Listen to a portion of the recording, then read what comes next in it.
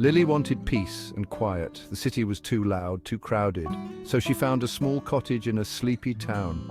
It was old, but charming. Vines crawled up the brick and roses bloomed by the porch. Lily smiled. This was perfect. She unpacked her boxes, happy to be home.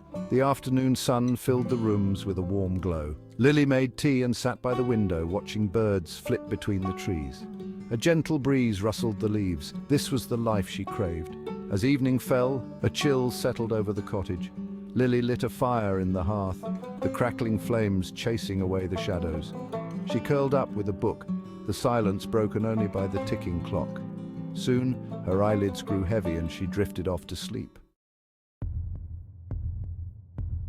The next day dawned bright and clear. Lily convinced herself the night noises were just her imagination. She explored the garden, the sun warm on her face. The cottage felt peaceful again, bathed in daylight. But as night fell, so did the unease.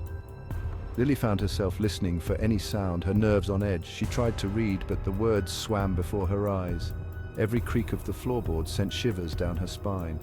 Then it came, the knock. Louder this time, more insistent. Bang! Bang!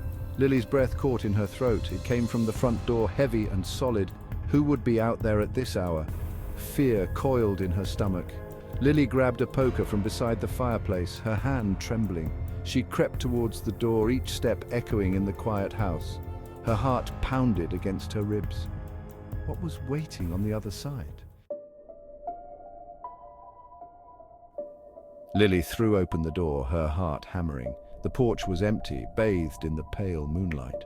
The wind howled through the trees, but there was no sign of anyone. Had she imagined it? She stepped back inside, locking the door behind her. Relief washed over her, quickly followed by a wave of fresh fear. If it wasn't someone outside, what was making that sound?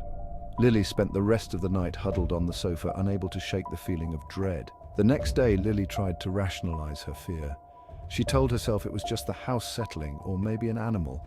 But deep down, a seed of doubt had been planted. The knocks continued each night, growing louder, more insistent. Lily's sleep became plagued by nightmares. She felt a constant sense of unease, as if she were being watched. The once charming cottage now felt oppressive, filled with unseen menace. The peace she craved had vanished, replaced by a growing terror. Desperate for answers, Lily confided in Mrs. Hawthorne, her elderly neighbour. Mrs. Hawthorne had lived in the town all her life and knew all its secrets. Lily recounted the strange happenings, her voice trembling. Mrs. Hawthorne listened intently, her wrinkled face etched with concern. When Lily finished, a knowing look crossed the old woman's eyes. "The cottage," she whispered, "it remembers." She told Lily a tale of the previous owner, a solitary man who had vanished without a trace. Some said he had met with foul play, others whispered of a darkness that clung to him, but one thing was certain: the knocking started after he disappeared. "They say," Mrs. Hawthorne continued, her voice hushed, "that he's still trapped there, searching for a way out, and every night he knocks, hoping someone will hear him." Lily's blood ran cold. Lily couldn't ignore it any longer. The knocking had become a terrifying symphony, shaking the very foundation of the cottage. Sleep was impossible, her every thought consumed by fear.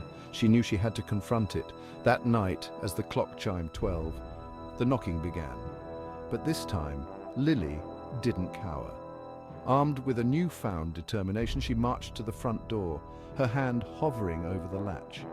Taking a deep breath, she flung the door open. The porch was empty, the same as always, but this time Lily stepped outside, her gaze fixed on the ancient oak tree at the edge of the yard.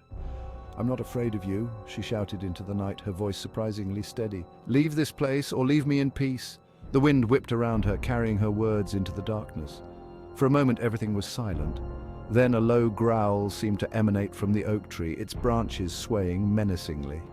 Lily stood her ground, her heart pounding. She wouldn't be driven away by fear. Suddenly the air grew still. The oak tree stopped swaying, its branches frozen in place. Lily held her breath, her eyes scanning the shadows. Had she imagined the growl? Was it finally over? Then a new sound reached her ears. It wasn't coming from the oak tree or from the cottage behind her. It was coming from the road, a slow, rhythmic thudding that grew louder with each passing second. Lily turned towards the sound, her eyes widening in horror. A pair of headlights pierced the darkness, racing towards her. She tried to move, to scream, but her feet felt rooted to the spot. The car slammed into her with bone-jarring force, throwing her into the air. Lily's vision went black, the sound of the impact swallowed by a deafening roar. Silence descended once more upon the cottage. The car was gone along with Lily. Only the oak tree remained, its branches swaying gently in the breeze. And then from deep within the cottage, the knocking started again. Bang! Bang! It seemed to echo louder this time, searching for its next victim.